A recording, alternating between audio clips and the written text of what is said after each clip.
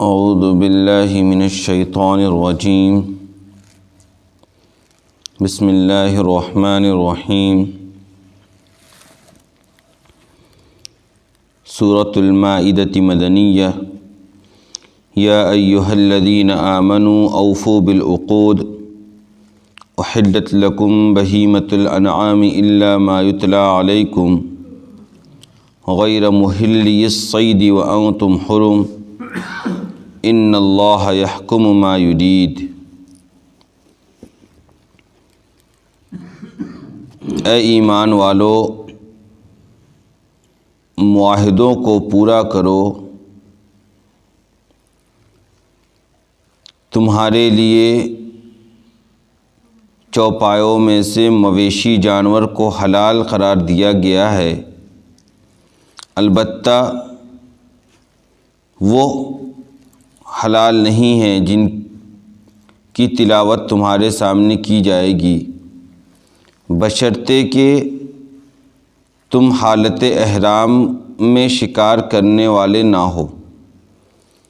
بے شک اللہ تبارک و تعالی جس چیز کا ارادہ کرتا ہے حکم دیتا ہے۔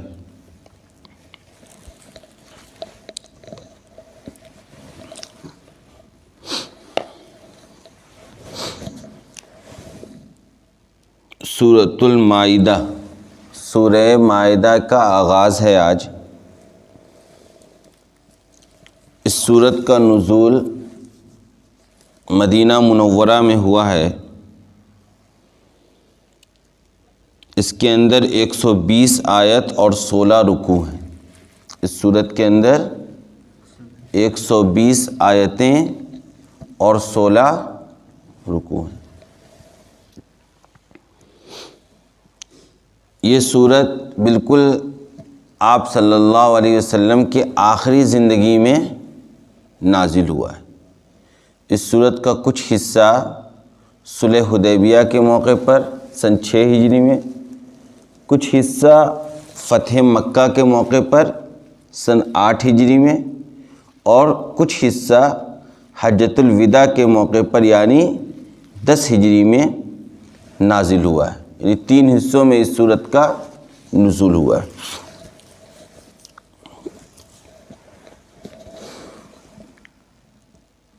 اس سورت کا جو نزول ہوا ہے، اس وقت حالات یہ تھے کہ لگ بھگ اسلام اپنی قائم کردہ اسلامی ریاست میں مستحکم اور مضبوط ہو چکا تھا۔ کفار مسلمانوں کی پیش قدمی کو روکنے سے مایوس ہو چکے تھے، یعنی اسلام انتہائی مضبوطی کے عالم میں آ چکا تھا۔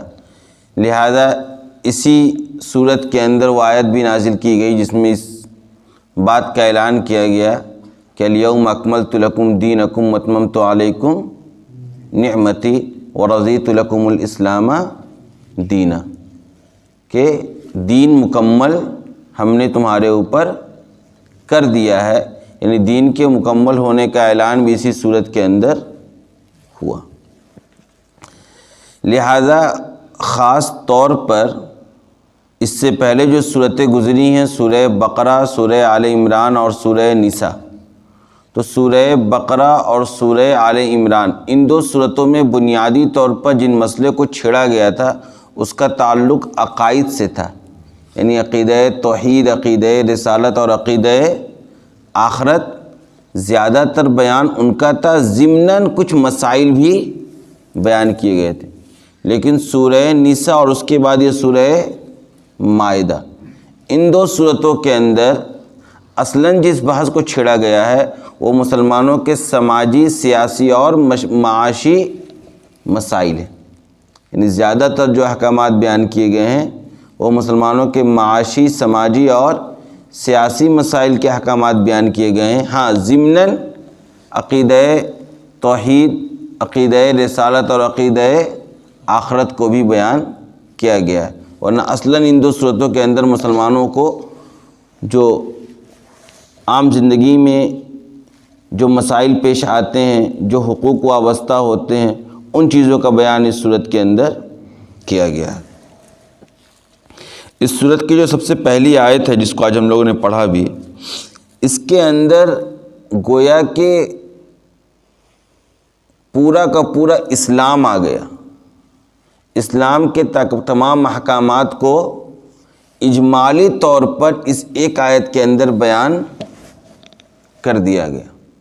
آئی بات سمجھ میں؟ لہذا اس صورت کے اندر آگے چل کے بہت تفصیل کے ساتھ ان غذاؤں کا تذکرہ ہوا ہے جن غذاؤں کا استعمال حلال اور حرام ہے، اور اسی کے ضمن میں شکار کے سارے مسائل کو بھی واضح طور پر بیان کر دیا گیا ہے، یعنی شکار کے متعلق کن جانوروں کا شکار کرنا حلال ہے، کن جانوروں کا شکار کرنا حلال نہیں ہے، کن حالات میں شکار کرنا حلال ہے، کن حالات میں شکار کرنا ممنوع قرار دیا گیا ہے، اس کو بھی بہت تفصیل سے اس صورت کے اندر بیان کیا گیا ہے۔ وضو اور تیمم کے مسائل کو بھی بہت تفصیل سے اس صورت کے اندر بیان کیا گیا ہے۔ صورت کا جو نام رکھا گیا ہے وہ مائدہ، مائدہ کے معنی ہوتا ہے دسترخوان، مائدہ کے معنی کیا ہوتا ہے؟ دسترخوان۔ اس صورت کے بالکل آخر میں جائیں گے، 120 آیتیں میں نے کہا نا اس کے اندر، 120 آیت، 114 نمبر آیت میں، یعنی بالکل آخر میں ایک واقعہ کا تذکرہ ہے کہ عیسیٰ علیہ السلام کے جو متبعین تھے، ان کے جو پیروکار تھے، ان لوگوں نے یہ درخواست کی تھی عیسیٰ علیہ السلام سے کہ ہمارے اوپر بھی بنی اسرائیلیوں کی طرح آسمان سے غذائیں اتریں، تو ان کی اس فرمائش پر آسمان سے ایک دسترخوان اترا تھا جس کے اوپر قسم قسم کی غذائیں موجود تھیں۔ اسی کی مناسبت سے، اسی واقعے کی مناسبت سے اس سورت کا نام سورہ مائدہ رکھا گیا ہے۔ شروع کرتا ہوں اللہ کے نام سے جو بہت مہربان، سب پر مہربان ہے۔ بسم اللہ الرحمن الرحیم۔ کسی بھی سورت کا آغاز بسم اللہ سے کیا جاتا ہے، اور تلاوت اگر آپ شروع کریں گے، حکم یہ ہے کہ خواہ آپ کسی سورت کے شروع سے تلاوت کا آغاز کریں یا آپ درمیان سے کریں، اعوذ باللہ اور بسم اللہ پڑھنے کا حکم ہے۔ اور اگر آپ پیچھے سے پڑھتے ہوئے آ رہے ہیں اور ایک سورت ختم ہوئی اور دوسری سورت کی ابتدا ہوئی، تو درمیان میں صرف اور صرف آپ کو بسم اللہ الرحمن الرحیم پڑھنا ہے۔ سب سے پہلے حکم دیا گیا، اے ایمان والو معاہدوں کو پورا کرو، یا ایھا الذین آمنوا اوفوا بالعقود۔ اب دیکھیے یہ جو لفظ ہے، میں نے کہا کہ یہ مختصر جملہ ہے، لیکن یہ اپنے اندر اسلام کے تمام احکامات کو لیے ہوا ہے۔ کس طریقے سے؟ جب مسلمانوں سے یہ مطالبہ کیا گیا، ایمان والوں سے یہ مطالبہ کیا گیا کہ اے ایمان والوں معاہدوں کو پورا کرو، تو اس معاہدے میں وہ تمام معاہدے آ گئے ہیں جو ایک بندہ اپنے رب سے کرتا ہے، یا یہ کہ جو ایک بندہ خود اپنے نفس سے کرتا ہے، یا یہ کہ ایک بندہ دوسرے بندے سے کرتا ہے۔ جیسے ہمارا اور آپ کا اللہ پر ایمان لانا، اللہ کی باتوں کو ماننا، یہ اللہ سے ایک ایگریمنٹ اور ایک معاہدہ ہے کہ ہم آپ کے علاوہ کسی اور کی عبادت نہیں کریں گے، ہم آپ کے علاوہ کسی اور کو خالق اور مالک نہیں مانیں گے، ہم آپ کے علاوہ کسی اور کو نفع اور نقصان کا مالک نہیں مانیں گے، ہم وہ تمام صفات اور وہ تمام اسما جو آپ کے ساتھ خاص ہے وہ کسی اور کے لیے ثابت نہیں کریں گے۔ یعنی اللہ پر ایمان لانے کا مطلب یہ ہے کہ اللہ نے جن باتوں کا حکم دیا ہے ان باتوں کے ماننے کا ہم نے اللہ تبارک و تعالیٰ سے کیا کیا ہے؟ عہد کیا ہے۔ آئی بات سمجھ میں؟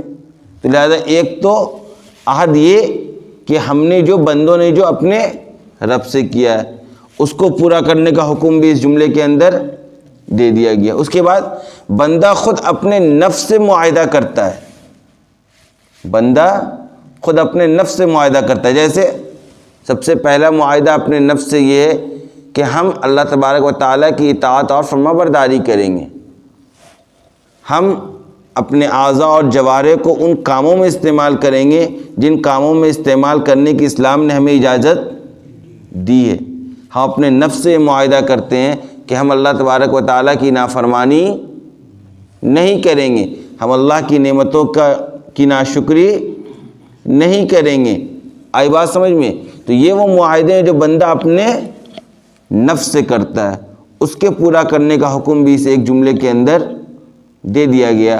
اور اس کے بعد وہ تمام معاہدے جو ایک بندہ دوسرے بندوں سے کرتا ہے، جیسے ہم کسی انسان کے ساتھ بیٹھ کر یہ معاہدہ کر رہے ہیں کہ ہم اور آپ اپنا کاروبار اس طریقے سے چلائیں گے، یہ کہ ہم معاہدہ کر رہے ہیں نکاح کے ذریعے کہ ہم ایک اجنبی کے ساتھ زندگی اس طریقے سے گزاریں گے، یہ کہ ہم معاہدہ کر رہے ہیں اپنی ذات کے ساتھ دوسرے سے اس طور پر کہ ہم تمہیں کوئی چیز اجرت پر دے رہے ہیں ان شرائط کے ساتھ، یعنی ہم کسی چیز کا تمہیں مالک نہیں بنا رہے بلکہ صرف اس سے نفع اٹھانے کا تمہیں اختیار دے رہے ہیں۔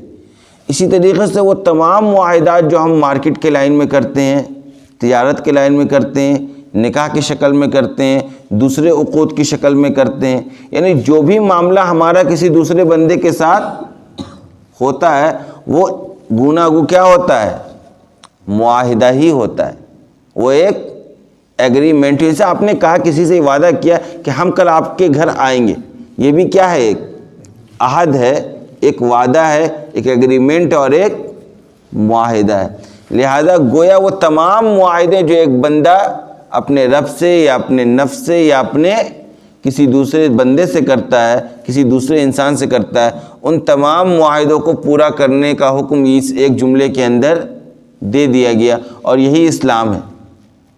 اسلامی احکامات یہی ہے، اسلام کا بیس یہی ہے کہ آپ جس سے جو وعدہ کر رہے ہیں اس کو آپ کیا کریں گے؟ پورا کریں گے۔ مومن وعدہ خلافی نہیں کرتا ہے، مومن عہد کو نہیں توڑتا۔ اس لیے آپ دیکھیں گے کئی جگہ پہ پیچھے بھی آیت آئی کہ جو الذین ینقضون عہد اللہ من بعد میثاقہ ویقطعون ما امر اللہ بہ ان یوصل ویفسدون فی الارض اولئک لہم اللعنۃ ولہم سوء الدار، کہ جو لوگ اللہ سے کیے ہوئے عہد کو توڑتے ہیں۔ ہم نے اور آپ نے اللہ سے عہد الست میں بھی ایک عہد کیا تھا، کیا؟ الست بربکم قالوا بلی شہدنا، اللہ نے ہم سے پوچھا تھا کہ کیا میں تمہارا رب نہیں ہوں؟ تو ہم سب نے کیا کہا تھا؟ کیوں نہیں، آپ ہی ہمارے کیا ہیں؟ رب ہے۔ یہ بھی ایک عہد اور معاہدہ جو ہم نے اللہ تبارک و تعالیٰ سے کر رکھا تھا کہ ہم دنیا میں جا کر آپ ہی کی بات مانیں گے، آپ ہی کی اطاعت کریں گے، آپ ہی کو خدا اور معبود مانیں گے، آپ کے علاوہ کسی اور کی پرستش نہیں کریں گے۔ لہذا جو بھی بندہ اس کے خلاف کر رہا وہ وعدہ اور عہد کو توڑنے والا ہے۔ لہذا انتہائی پیار و محبت سے مسلمانوں کو اس بات کا حکم دیا گیا کہ اے ایمان والو کیا کرو؟ تمام عہدوں کو پورا کرو۔ اس کے بعد کہا گیا احلت لکم بہیمۃ الانعام الا ما یتلی علیکم غیر محلی الصید وانتم حرم۔ بتلایا گیا کہ دیکھو اے مسلمانوں، تمہارے لیے ہم نے چوپائے میں سے مویشیوں کو حلال قرار دیا ہے۔ اس ٹکڑے کے ذریعے مسلمانوں کو یہ بات بتلائی جا رہی ہے کہ کون سے جانور کا استعمال کرنا، اس کو بطور غذا استعمال کرنا تمہارے لیے حلال ہے۔ تو کہا دیکھو چوپایا تو کہتے ہیں ہر اس جانور کو جو 4 ہاتھ پیر سے چلے، چوپایا کہتے ہیں ہر اس جانور کو جو 4 ہاتھ پیر سے چلے، لیکن ہر 4 ہاتھ پیر سے چلنے والا جانور تمہارے لیے حلال نہیں، بلکہ بہیمۃ الانعام، چوپایوں میں سے جو مویشی ہیں، جو پالتو ہیں، جن کو ہم اور آپ جن کی پرورش کرتے ہیں، آری بات سمجھ میں، جیسے گائے ہے، بھینس ہے، بھیڑ ہے، بکری ہے، یہ جو جانور ہیں ان کو ہم نے کیا قرار دیا ہے؟ حلال قرار دیا ہے۔ یا یہ کہ جو مویشیوں کی مانند ہیں، جیسے ہرن، نیل گائے، یہ مویشی جانور نہیں ہیں لیکن مویشیوں کے مشابہ ہیں، ان جانوروں کو بھی ہم نے تمہارے لیے کیا قرار دیا ہے؟ حلال قرار دیا ہے۔ الا ما یتلی علیکم، ہاں وہ جانور تمہارے لیے حلال نہیں ہے جو ابھی آگے ہم تمہارے سامنے بیان کریں گے. یعنی باضابطہ تفصیل سے 8 قسم کے جانوروں کے بارے میں قرآن نے تذکرہ کیا. آگے آیت نمبر 3 میں بھی ان تمام کا تذکرہ آ رہا ہے کہ ان جانوروں کا استعمال کرنا جائز نہیں ہے. فوراً آ رہا حرمت علیکم المیتۃ والدم ولحم الخنزیر وما اہل لغیر اللہ بہ والمنخنقہ والموقوذہ والمتردیہ والنطیہ. سب جانوروں کا نام ہے، یعنی اس طرح کے جانور کا استعمال آپ نہیں کر سکتے. والمتردیہ والنطیہ وما اکل السبع الا ما ذکیتم وما ذبح علی النصب وان تستقسموا بالازلام ذالکم فسق. آگے چل کے بالکل تفصیل کے ساتھ بیان کیا جا رہا ہے کہ ان طرح کے جانوروں کا آپ استعمال نہیں کر سکتے. لہذا سب سے پہلے یہ بات کہی گئی کہ اے مسلمانوں، ہم نے تمہارے لیے چوپائے میں سے مویشیوں کو حلال قرار دیا ہے، ان جانوروں کو جو مویشیوں کی مانند ہیں. ہاں ایک شرط ہے، ان مویشیوں کا استعمال بھی تمہارے لیے حلال کب ہوگا؟ جب کہ تم حالت احرام میں شکار کرنے والے نہ ہو. آئی بات سمجھ میں؟ جب بندہ حج یا عمرے کا احرام باندھ لیتا ہے تو اس کے لیے شکار کرنا حرام قرار دے دیا جاتا ہے. آئی بات سمجھ میں؟ حالت احرام میں شکار کرنا حلال نہیں ہے. لہذا اگر کوئی بندہ حالت احرام میں ان جانوروں کو جو حالت حلال میں جائز تھا ان جانوروں میں سے کسی جانور کا شکار کرتا ہے تو اس جانور کا استعمال کرنا بھی حلال نہیں ہوگا. لہذا اسی لیے اس صورت کے اندر باضابطہ حلال کو حلال اور حرام کو حرام قرار دے دیا گیا، اور اس کے بعد پھر کسی حرام کو حلال یا حلال کو حرام نہیں کیا گیا. اسی لیے لوگ کہتے تھے کہ صحابہ کرام کے اندر مشہور تھا کہ جا کے سورہ مائدہ کو دیکھ لو، تمہیں پتہ چل جائے گا کن جانوروں کا استعمال کرنا حلال ہے اور کن جانوروں کو حرام کا استعمال کرنا حرام ہے. لہٰذا کہا کہ دیکھو 2 شرط، ایک وہ جن جانوروں کو ہم نے حرام قرار دیا ہے باضابطہ، آگے اس کی ہم تفصیل بیان کریں گے، اس کا استعمال تمہارے لیے جائز نہیں ہے. اور نمبر 2 پر حالت احرام میں تم نے شکار نہ کیا ہو. تفصیل سے شکار کا حکم بھی اس صورت کے اندر آئے گا. اس کے بعد اللہ تبارک و تعالیٰ نے کہا ان اللہ یحکم ما یرید. یہ ایک ایسا جملہ ہے، ان اللہ یحکم ما یرید، یہ ایک ایسا جملہ ہے جس کے ذریعے سے اللہ تبارک و تعالیٰ نے ان تمام اعتراضوں کو ختم کر دیا جو اعتراض اسلام پر کیا جاتا ہے. یہ جو اعتراض اللہ تبارک و تعالیٰ کے بنائے ہوئے قانون اور اس کی شریعت پر کی جاتی ہے، ان تمام اعتراضوں کی جڑ کو اس ایک ٹکڑے نے کاٹ کر رکھ دیا. کیا فرمایا؟ کہ ان اللہ یحکم ما یرید، کہ اللہ تبارک و تعالیٰ جس چیز کا ارادہ کرتا ہے اس کا کیا کرتا ہے؟ حکم دیتا ہے. آئی بات سمجھ میں؟ لوگ جو یہ کہتے ہیں، یہ جو اعتراض کیا جاتا ہے کہ آخر جانوروں کے استعمال کو اسلام نے حلال قرار کیوں دیا ہے؟ وہ بھی تو ایک جان ہے، وہ بھی تو ایک جان ہے، جان کو تکلیف کیوں دی جا رہی ہے؟ یا یہ کہ انہی جانوروں کا استعمال کرنا کیوں حلال ہے اور ان جانوروں کو حرام کیوں قرار دیا گیا؟ 2 طرح کا اعتراض کیا جاتا ہے. پہلا اعتراض یہ ہوتا ہے کہ آخر جانوروں کے استعمال کی اجازت اسلام نے کیوں دی ہے جبکہ وہ ایک جان ہے اور جان کو تکلیف نہیں دینا چاہیے. یا یہ کہ دوسرا اعتراض کی صورت یہ ہوتی ہے کہ اگر جانوروں کو حلالی قرار دیا گیا ہے تو تمام چوپایوں کو دیا جانا چاہیے تھا، چند کو کیوں دیا گیا؟ چند کو حرام کیوں قرار دیا گیا؟ آئی بات سمجھ میں اعتراض؟ اس کا جواب اللہ تبارک و تعالیٰ نے دے دیا ان اللہ یحکم ما یرید، کہ اللہ جس چیز کا ارادہ کرتا ہے اس کا حکم دیتا ہے. اور ہم اور آپ کس کے مکلف ہیں؟ اللہ تبارک و تعالیٰ کے بتائے ہوئے حکم کے پر عمل کرنے کے مکلف ہیں. اللہ جو خالق ہے ان جانوروں کا، اللہ جو مالک ہے ان جانوروں کا، اللہ جو خالق اور مالک ہے سارے جہان کا، اس نے یہ قانون بنایا ہے، اس نے یہ حکم دیا ہے، اور وہ جس چیز کا چاہتا ہے اس کا حکم دیتا ہے. اس نے یہ حکم دیا ہے کہ تمہارے لیے ہم نے چوپائے کو حلال قرار دیا ہے، مویشی چوپائے کو، لہذا اس لیے حلال ہے. آئی بات سمجھ میں؟ اللہ نے حلال قرار دیا ہے اور وہی مالک ہے، تو مالک جس چیز کی اجازت دے گا اس کا کرنا ہر عقل والا جائز سمجھتا ہے. جس کے دل و ذہن و دماغ میں عقل ہے وہ یہ سمجھتا ہے دنیا میں کہ مالک اگر اجازت دے دے کہ بھائی تم جو ہے غلے سے پیسہ نکال لو تو اس کے نوکر کے لیے پیسہ نکالنا جائز ہوتا ہے. اور اگر مالک اس بات کا حکم دے دے کہ غلہ تمہیں نہیں چھونا ہے تو اس غلے کو استعمال کرنا، اس سے پیسہ نکالنا ہر کوئی ناجائز سمجھتا ہے. لہذا مالک جو ہے ان جانوروں کا، جو مالک ہے اس نے یہ حکم دے رکھا ہے، اور وہ جس چیز کا چاہتا ہے اس نے یہ حکم دے رکھا کہ تم ان جانوروں کو استعمال کرو، اس لیے اس کا استعمال کرنا حلال ہے. اگر وہ یہ حکم دے دیتا، اس نے حکم دیا، بہت سی کہا کہ دیکھو حالت احرام میں تمہارے لیے حلال نہیں ہے تو حلال نہیں ہے. احرام کی حالت میں اس نے یہ حکم دے دیا کہ حلال نہیں ہے تو حلال نہیں ہے. ہمارے اللہ تبارک و تعالیٰ کا ہر حکم مصلحت پر مبنی ہوتا ہے، لیکن یہ بالکل بھی ضروری نہیں ہے کہ ہر حکم کی مصلحت انسانی عقل سمجھ لے.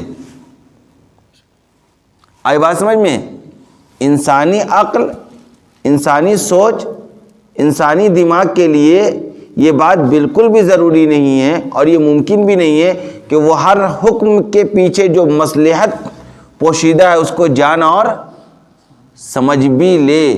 لہذا اللہ تبارک و تعالیٰ جو خالق ہے، جو مالک ہے، جس کا ہر فعل حکمت پر مبنی ہوتا ہے، اس نے کچھ حکمت کو پوشیدہ رکھ کر اس بات کا حکم دیا ہے. لہذا اس کے حکم کے مطابق چونکہ ہم چلتے ہیں، اس لیے ہم کچھ جانوروں کو حلال سمجھتے ہیں اور کچھ جانوروں کو حرام سمجھتے ہیں. ہم عقل کے گھوڑے کو نہیں دوڑاتے ہیں، نہ ہی ہم عقل کے پرستار اور پجاری ہیں، نہ ہی ہم عقل کی عبادت کرتے ہیں. یہ سارے اعتراضات ان لوگوں کے ذہن و دماغ کی پیداوار ہے جو عقل کو ہی سب سے بڑا معبود سمجھتے ہیں، جو یہ سمجھتے ہیں کہ جو بات میں سمجھ لوں، یہ جو بات میرے عقل و ذہن میں آ جائے، یہ جو بات عقلی طور پر ثابت ہو جائے وہی صحیح ہے. ہمارا عقیدہ ہے کہ نہیں، وہ صحیح ہے جو اللہ نے بتایا ہے، اور وہ غلط ہے جو اللہ نے بتایا ہے، بھلے عقلی طور پر ہم اس کو صحیح ثابت کر پائیں یا نہ کر پائیں. اللہ کا یہ نظام ہے کہ اللہ نے پاکیزہ چیزوں کو مسلمانوں کے لیے،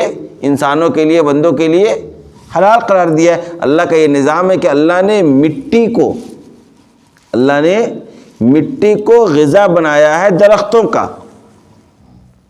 اللہ نے مٹی کو غذا بنایا ہے کس کا؟ درختوں کا. اور درختوں کو غذا بنایا ہے جانوروں کا. حالانکہ جان ہر چیز کے اندر موجود ہے، یہ بات سائنس بھی آج ثابت کرتی ہے، اور قرآن نے تو بہت پہلے کہہ دیا وَإِن مِّن شَيْءٍ إِلَّا يُسَبِّحُ بِحَمْدِهِ، کہ کوئی بھی چیز ایسی نہیں ہے روئے زمین کے اوپر جو اللہ تبارک و تعالیٰ کی تعریف اور اس کی پاکیزگی اور اس کی حمد و ثنا بیان نہ کرتی ہو. اس کا مطلب ہے کہ ہر ایک کے اندر ادراک اور احساس پایا جاتا ہے. ہاں، اس درجے کا ادراک اور احساس، جس درجے کا ادراک اور احساس اور عقل انسان کے اندر ہے، اس درجے کا ادراک و احساس دوسری چیزوں کے اندر نہیں ہے. اس سے زیادہ، اس سے انسانوں سے کم عقل اور شعور جانوروں میں ہے، جانوروں سے کم درختوں میں ہے، درختوں سے کم پتھروں میں ہے، پتھروں سے کم مٹیوں میں ہے. یہ اللہ کا اپنا ایک نظام ہے، ورنہ جان تو ہر چیز کے اندر موجود ہے. اور اللہ تبارک و تعالیٰ کا یہ نظام ہے کہ اس نے ایک جان کو دوسرے جان کے لیے حلال قرار دیا ہے. جیسے مٹی کو غذا کس کے لیے بنایا ہے؟ درختوں کے لیے. اور درختوں کو غذا کس کے لیے بنایا ہے؟ جانوروں کے لیے. جانور کیا کھاتے ہیں؟ جانور کو جو آپ چرانے لے جاتے تو کیا کھاتے ہیں؟ درخت سے متعلق جو چیزیں وہی نہ کھاتے ہیں. تو اللہ کا یہ نظام ہے کہ مٹی کو غذا بنایا درختوں کے لیے، درختوں کو غذا بنایا جانوروں کے لیے، اور جانور کو غذا بنا دیا انسانوں کے لیے. جانوروں کو غذا کس کے لیے بنایا اللہ تبارک و تعالیٰ نے؟ انسانوں کے لیے. کیونکہ انسان کو کسی چیز کا غذا نہیں بنایا. کیوں؟ کیونکہ انسان اشرف المخلوقات ہے. انسان اشرف المخلوقات ہے، اس لیے اللہ تبارک و تعالیٰ نے انسان کو کسی چیز کا غذا نہیں بنایا، بلکہ نیچے لے گیا. انسان کے لیے غذا بنا دیا جانوروں کو، جانور کے لیے غذا بنا دیا درختوں کو، اور درختوں کے لیے غذا بنا دیا مٹی کو. یہ اللہ تبارک و تعالیٰ کا نظام ہے. وہ اپنا نظام جیسا چاہتا ہے چلاتا ہے، وہ جیسا چاہتا ہے حکم دیتا ہے. بندے اس بات کے مکلف ہیں کہ اس نے جن چیزوں کا حکم دے رکھا ہے اس کو مانا جائے. پھر یہ اعتراض کہ تمام چوپائے کو کیوں نہیں؟ کیونکہ قرآن نے یہ حقیقت کو کئی مرتبہ واضح کیا ہے کہ ہم نے تمہارے لیے پاکیزہ چیزوں کو حلال قرار دیا ہے، کہ پاکیزہ اور جو عمدہ قسم کی چیزیں وہ تم کیا کرو گے؟ استعمال کرو گے. جن جانوروں کو حلال قرار دیا گیا ان کے علاوہ جو جانور ہے وہ چونکہ پاکیزگی کی صفت اپنے اندر نہیں رکھتے ہیں. آپ خود بھی غور کریں, آپ کتے کو اسلام نے حرام قرار دیا ہے, آپ کو دیکھ کر کتے سے کے اندر کسی قسم کی پاکیزگی کا احساس ہوتا ہے؟ آپ بتائیے. آپ جا کر دیکھتے ہیں روڈ اور سڑکوں پر تو کتے کو دیکھ کر کبھی آپ کی طبیعت اس طرف مائل ہوتی ہے کہ اس کو استعمال کیا جا سکتا ہے؟ نہیں ہوتی. کیوں؟ کیونکہ اس کے اندر اللہ تبارک و تعالیٰ نے پاکیزگی رکھی نہیں. لہذا جو پاکیزہ غذائیں ہیں, جو پاکیزہ جانور ہیں, ان کو اللہ تبارک و تعالیٰ نے بندوں کو حلال قرار دیا ہے. اور ہم اور آپ جن جانوروں کا استعمال کرتے ہیں, آپ جا کر دیکھیں تو ان جانوروں کے استعمال کے اندر پاکیزگی کا احساس ہوتا ہے, اس کے اندر لذت آتی ہے. دنیا بھر کی جو آپ دیکھ رہے ہیں دکانوں سے لے کے ہوٹلوں سے لے کے ریسٹورنٹ تک کے اندر جو مینوز آپ جا کر دیکھیں گے وہ تمام کے تمام کسی نہ کسی جاندار کے ہیں, اور اس کے اندر ٹیسٹ اور لذت بھی پائی جاتی ہے. لیکن اس کے برخلاف جن چیزوں کو حرام قرار دیا گیا ہے اس کا اندر نہ لذت ہے اور نہ ہی دنیا کسی کونے میں ساری چیزیں بکتی ہیں. بہت مخصوص جگہ پر بکتی ہیں, مخصوص لوگ کھاتے ہیں, وہ مخصوص لوگ اس طرح کے پاکیزہ طبیعت کے نہیں ہوتے, لہذا ان کو اچھا لگتا ہوگا. لہذا پاکیزگی پر ہی سارا کا سارا دار و مدار ہے. انسان کی طبیعت جتنی پاکیزہ ہوگی اتنے ہی اس کو پاکیزہ غذائیں اچھی لگیں گی, اور جس کی طبیعت کے اندر ہی خباثت بھری ہوئی ہے, جس کی طبیعت کے اندر ہی نجاست بھری ہوئی, اور اس سے بڑی نجاست کیا ہو سکتی ہے کہ انسان اللہ کا انکار کرے؟ اس سے بڑی نجاست کیا ہو سکتی ہے کہ انسان اللہ کا منکر ہو؟ لہذا اس نجاست کا نتیجہ یہ ہے کہ تمہیں وہی چیزیں اچھی لگیں گی جن چیزوں کے اندر اللہ تبارک و تعالیٰ نے نجاست کو رکھ رکھا ہے, جس کے اندر ایمان کی پاکیزگی ہوگی, جس کا دل تزکیہ کو قبول کر چکا ہو, جس کا دل اور جس کا ذہن, جس کے عقل, جس کا پورے اعضاء اور نفس اللہ کے سامنے جھک چکا ہو, اسی کو پاکیزہ چیزیں اچھی لگیں گی. لہذا یہ سارا دار و مدار مسلمانوں کے یہ ہے کہ ان اللہ یحکم ما یرید, کہ جس چیز کا اللہ ارادہ کرتا ہے اس کا حکم دیتا ہے. لہذا اللہ نے حکم دے رکھا ہے, اسی لیے ہم نے حلال سمجھ رکھا ہے. اللہ کا حکم آ جائے گا کہ یہ حرام ہے تو حرام ہے. حالت حرام میں کیے ہوئے شکار کو استعمال کرنا حرام ہے تو حرام ہے. وہی جانور اگر غیر اللہ کے نام پر ذبح کر دیا جائے, جو جانور کل تک حلال تھا اسی جانور کو اگر غیر اللہ کے نام پر ذبح کر دیا جائے تو حرام ہے تو حرام ہے. اگر اس کا خون نہیں بہایا گیا تو حرام ہے. آ رہی بات سمجھ میں؟ خون نہیں بہایا گیا تو حرام ہے. اور انہی جانوروں کے اندر کچھ اعضاء ایسے ہیں 7 قسم کے جس کو اللہ نے حرام قرار دیا ہے, لہذا ہم اس کو حرام مانتے ہیں. ہمارے یہاں کسی بھی چیز کے حلال و حرام جاننے کا ایک ہی ترازو ہے, اور وہ اللہ تبارک و تعالیٰ کا حکم. ہم اللہ کے حکم کو مانتے ہیں, اس لیے ہم ان چیزوں کو حلال سمجھتے ہیں اور ان چیزوں کو حرام سمجھتے ہیں. لہذا آپ کا اعتراض چلنے والا نہیں ہے, چونکہ ہمارا یہ بلیف اور ہمارا یہ عقیدہ ہے کہ ہم اسی کو مانیں گے, وہی کریں گے, انہی چیزوں کا استعمال کریں گے جس کا ہمارے رب نے حکم دیا. ہم رب کے حکم کے پیروکار ہیں, ہم اپنے عقل کے پجاری نہیں ہیں. وآخر دعوانا الحمدللہ.